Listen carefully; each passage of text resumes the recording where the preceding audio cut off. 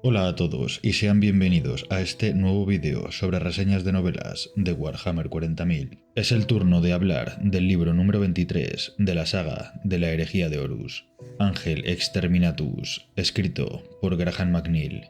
Cuenta con 464 páginas y ya comenzamos a reseñar novelas de la herejía que vienen con anglicismos. Así que leeremos los nombres de las legiones en inglés. Y también viene con el clásico Dramatis Personae al comienzo del libro. Como dije en los primeros libros que comenté de la herejía, Graham McNeill tendrá bastante presencia en la lista de las que para mí son las novelas más importantes. Ya sabéis, Aaron Dembski-Bowden, Graham McNeill y Dan Abnett son el tridente de una apuesta segura en las novelas de Warhammer 40.000.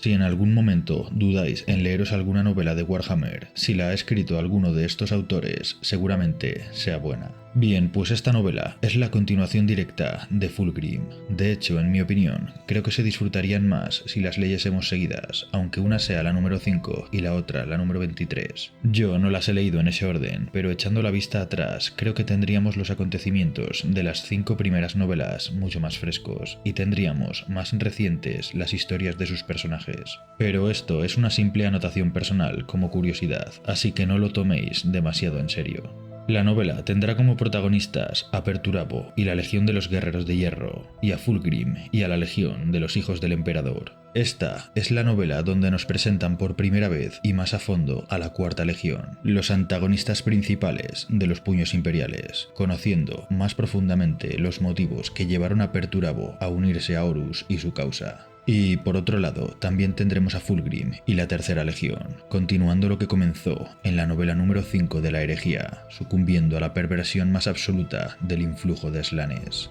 Al llegar a esta novela nos habremos perdido algunos acontecimientos no muy importantes, pero sí interesantes de conocer antes de comenzar la reseña de la trama. Así que voy a hacer un pequeño resumen de acontecimientos previos a la novela. En vez de comentarlo ahora, lo haré con imágenes, ya que me resulta mucho más emotivo. Y también de ese modo nos pondremos en situación, tanto con la Legión de Fulgrim como con la Legión de Perturabo, que ambas harán mención a ciertos acontecimientos pasados que no quedan del todo explicados durante la novela. Al llegarnos por la novela número 23, hay libros que he ido saltando que no son del todo imprescindibles, pero pueden contener cierta información que está relacionada con libros que para mí sí que son muy importantes. Así que cuando suceda eso, intentaré poner en situación con un pequeño resumen de lo que nos hemos saltado. Y esto nos sucederá también más adelante con otros libros. Por ejemplo, un libro que me he saltado es el número 21, Cygnus Prime. En este libro introducen a Sanguinius y los Ángeles Sangrientos en la herejía, y esto puede parecer sumamente relevante por la importancia de dicho primarca y su legión. Sin embargo, creo que no es de los mejores libros de la herejía, y podríamos saltárnoslo si no queremos leernos los 54 libros. Así que lo que haré será un pequeño resumen de esta novela y lo que sucede en ella antes de comentar el libro número 27, El Imperio Olvidado, ya que van directamente seguidas, y así nos ponemos en situación ya que encontraremos a Sanguinius en dicha novela. Pero dejando esta referencia a un lado, simplemente quería comentarlo para que se entienda lo que trato de hacer en esta novela y en novelas posteriores en las que sea necesario. Volviendo a la novela que tenemos entre manos, deciros que Ángel Exterminatus es muy buena novela, viene cargada de acción y aunque tiene bastantes páginas, en mi opinión se te hace corta. El ritmo de los acontecimientos es muy bueno. A mí, esta es una de las novelas que más me gustaron de la herejía y es de las que son imprescindibles, sin duda. Así que vamos a poner la lista de las novelas más importantes, añadiendo Ángel Exterminatus como una novela imprescindible para mí.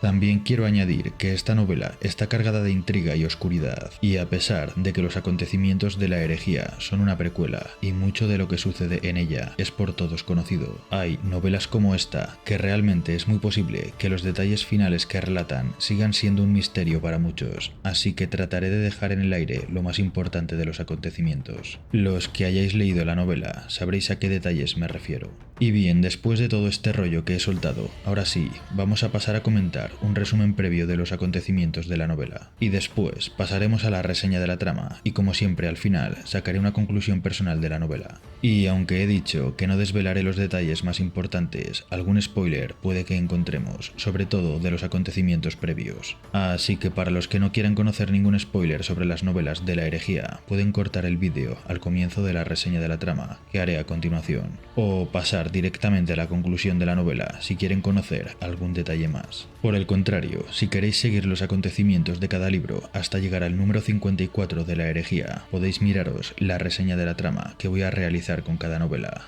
Vamos con ello.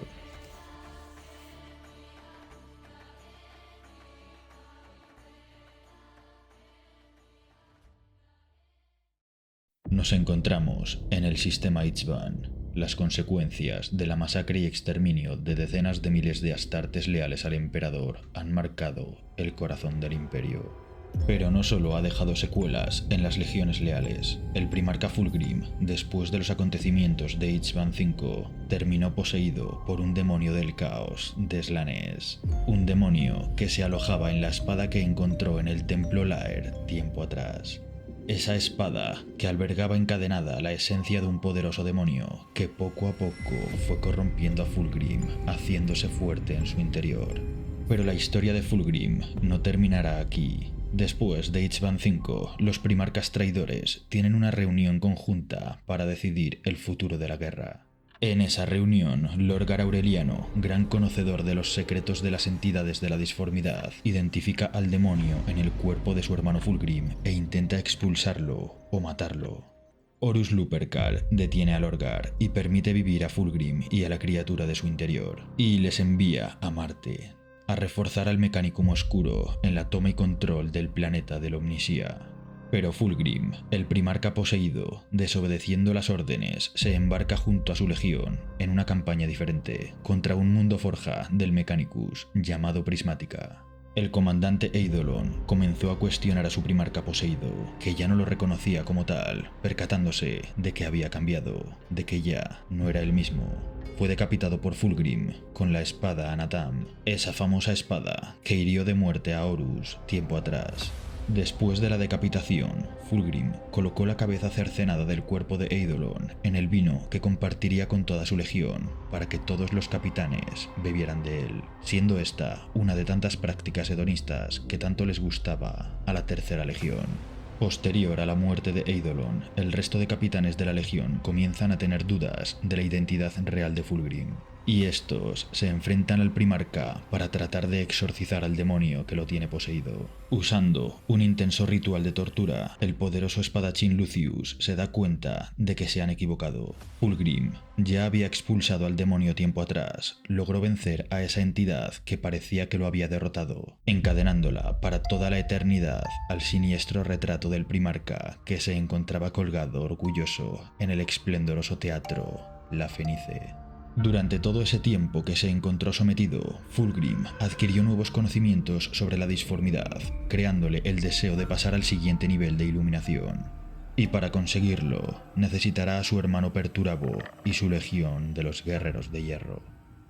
Al mismo tiempo, la Cuarta Legión, los Guerreros de Hierro, después de la batalla de Ichban V, se embarcan en una empresa diferente. Rogal Dorn, al enterarse por Nathaniel Garro de la traición del Señor de la Guerra, envía a una flota de combate de su legión a dar caza al traidor. Sin embargo, el Empíreo era aliado de Horus Lupercal y las legiones traidoras, y dificultarán su viaje lanzándolos directamente a un sistema deshabitado, llamado Fal.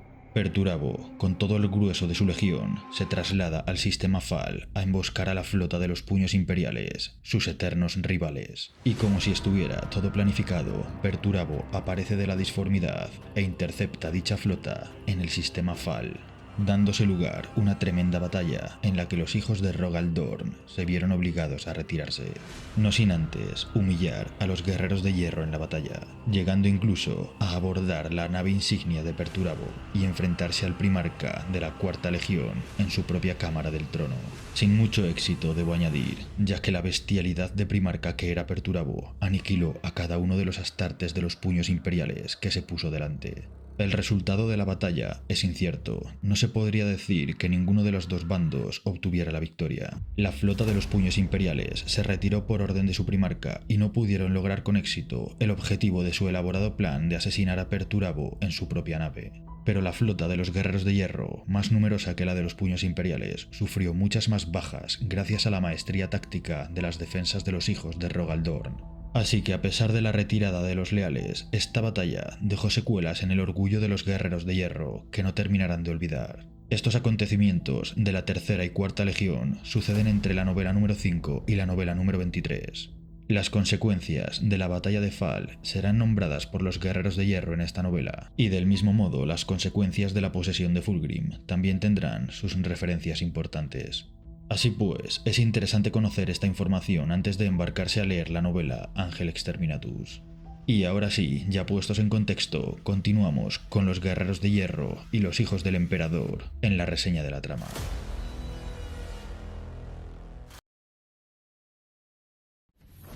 En este vídeo voy a hablar de la novela Ángel Exterminatus, escrita por Graham McNeill.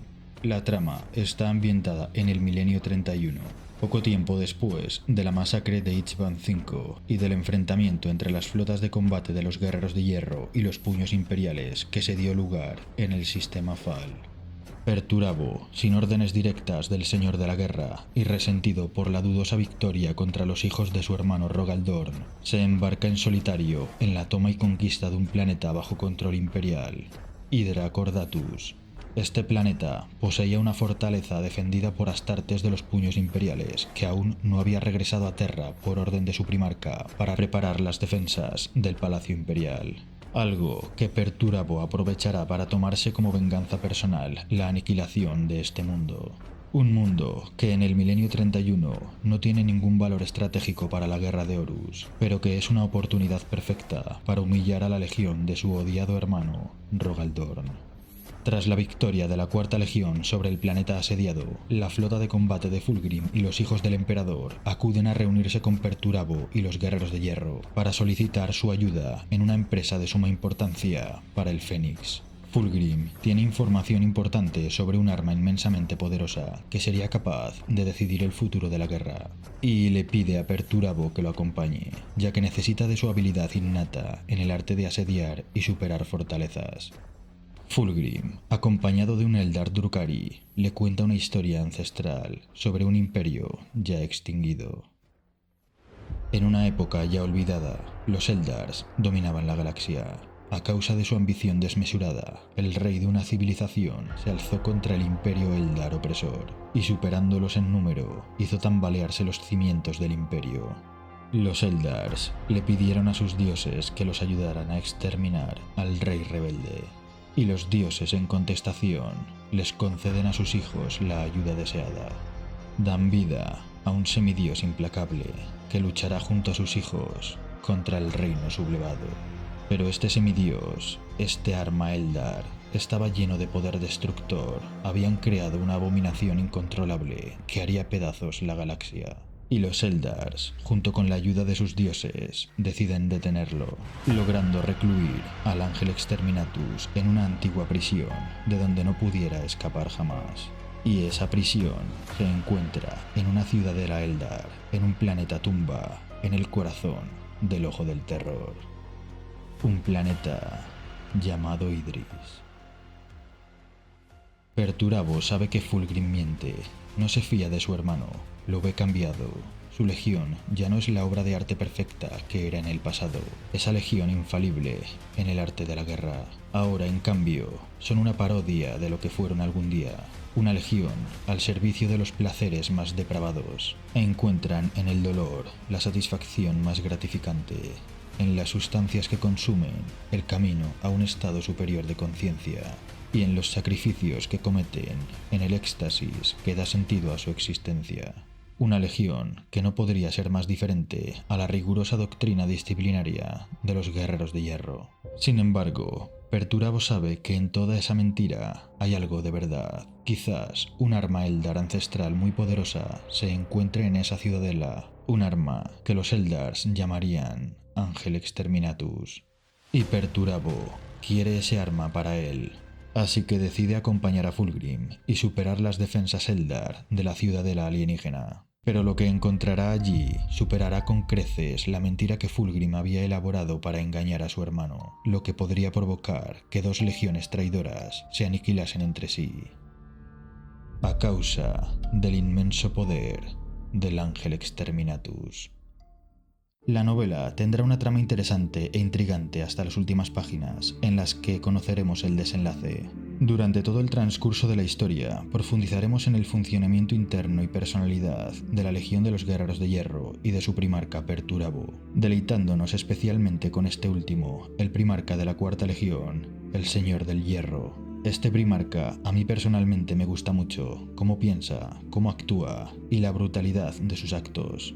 Perturabo será el protagonista principal junto con sus capitanes más importantes, haciendo mención especial a Krueger, un Astartes de baja cuna que llegará a lo más alto del escalafón de la Legión por méritos propios ante su primarca. También tendremos protagonistas en la Legión de Fulgrim, conociendo aún más detalladamente la depravación de sus actos. Fulgrim será la contraparte de Perturabo durante la novela, teniendo gran protagonismo junto con algunos de sus capitanes, haciendo mención especial al apotecario Fabius Bailis y sus experimentos, y a Lucius, el poderoso y odiado Lucius. Este Astartes lo llevamos viendo en la herejía de Horus en varias novelas desde la guerra en el planeta Muerte contra los mega-arácnidos, mostrándonos desde ese momento su gran habilidad con espadas o con cualquier objeto afilado. Y en esta novela ya porta como una de sus espadas la famosa espada del templo Laer que causó la posesión demoníaca de Fulgrim, y que el propio primarca se la regaló, pasando a ser uno de sus más importantes guerreros. Y por último tendremos a un pequeño destacamento de supervivientes de la masacre de Ichvan V, una nave de los Manos de Hierro junto con algún salamandra y guardia del cuervo. Este destacamento tratará de hostigar y frenar cualquier plan de los traidores, algo que tiene su punto interesante en la novela, mostrándonos el punto de vista leal de la historia. Aunque he de decir que la Legión de los Guerreros de Hierro en esta novela no parecerán traidores. Son con los que más empatizaremos y nos mostrarán algo muy interesante, y es que no todas las legiones se unieron a Horus por el mismo motivo. Y no todas las legiones tienen afinidad con las bendiciones de las entidades de la disformidad, mostrándonos cuán diferentes son en este aspecto y que será muy notable entre la tercera y la cuarta legión. Como detalles, vamos a comentar alguna curiosidad que aparece en la novela, y es que del milenio 41 Graham McNeill escribirá una serie de novelas en el arco de los ultramarines, relacionadas todas entre sí, de la que destacaré la novela Tormenta de Hierro. Y es en Tormenta de Hierro donde encontraremos la curiosidad, ya que el planeta Hydra Cordatus, que es el planeta en el que comenzamos el asedio de los Guerreros de Hierro en esta novela, volverá a ser asediado en el milenio 41 en la novela Tormenta de Hierro por los mismos herreros de guerra que participaron en el asedio del planeta en la herejía de Horus. Pero en el milenio 41 los veremos bastante cambiados, y será por los acontecimientos que vivieron durante la batalla por el Ángel Exterminatus. En Tormenta de Hierro veremos al enorme forjador de armas, antiguamente llamado Barban Falk, ya convertido en príncipe demonio, acompañado por sus capitanes, el herrero de guerra Krueger y el herrero de guerra Forrix, que son los protagonistas principales en Ángel Exterminatus. Y uno más que aparecerá disimuladamente al final de Ángel Exterminatus y que nos irán mostrando pinceladas de su creación a causa de los experimentos de Fabius Bailis. El capitán Honshu, el mestizo. Este Astartes será muy importante en el futuro, y su origen lo encontraremos justamente en esta novela a causa del apotecario de los hijos del emperador, que nos mostrará detalladamente cómo fue su creación, qué mezcla de semillas genéticas usó, poniendo en práctica los conocimientos de sus famosos experimentos genéticos, mostrándonos algunos de los momentos más oscuros y perturbadores de la novela. Y bien, dicho todo esto, ahora voy a pasar a comentar lo mejor y lo peor que tiene la novela, y después sacaré una pequeña conclusión comentando por qué para mí esta es una de las novelas más importantes de toda la herejía de Horus. Lo mejor que tiene la novela para mí es lo bien que nos sumerge Graham McNeill en el universo de Warhammer 40.000 y en este caso de la herejía de Horus. manteniéndonos interesados en una historia que en principio apenas hace avanzar la trama de la rebelión de Horus, pero que nos mantiene pegados a la novela con un interés constante para conocer el desenlace.